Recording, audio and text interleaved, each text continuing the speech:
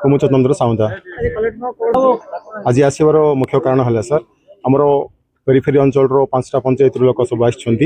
Affected area लोक जो आमर कड़िंगामाली एफेक्टेड एरिया लोक आसने गत दिन में आमर कारखाना प्रस्तुति जो डिले है से 3 मिलियन टन जो माटी नेबाई दिखाई किंतु ताकू आउ थे बर्तमान पुलिस सभा ग्राम सभा ये समय निरीक्षण करताकू आम विरोध करुचु कारण बर्तमान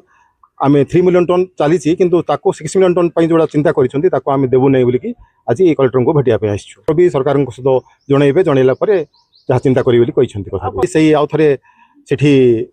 पब्लिक हियरिंग जो डेट होता कैंसल कले फिर आउ थे ए वर्ष से चिंता करें आउ थे पब्लिक हियरिंग चंपी ग्राम पंचायत रे डेट फिक्स कर आम विरोध करने आउ से पब्लिक हियरिंग न करा जाऊ बोलिकी आम सरकार को निवेदन करुछु। मोर ना हूँ सर पारदा कुलिस्का आम घर हूँ भालजोड़ी ओडिया फेंड जीपे आम आसी बर्तमान कड़िंगामाल 3 मिलियन चली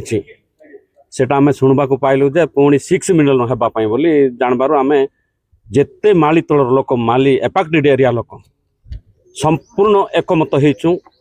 आम 6 मिलियन करने आम देबु ना जदि तो कंपानी करार अच्छी जी वेदांत नेउ कि जी नेउ आम एरिया रे